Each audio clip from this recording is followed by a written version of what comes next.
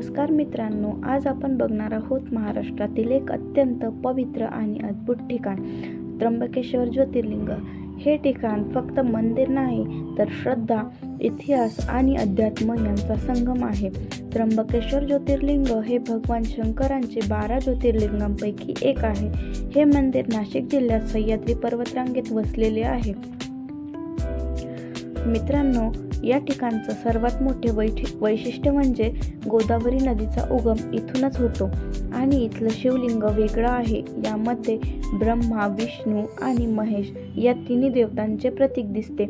त्र्यंबकेश्वर येथे कालसर्प शांती, नारायण नागबली, पितृदोष शांती असे महत्त्वाचे विधी केले जातात, म्हणून देशभरातून भाविक येथे येतात।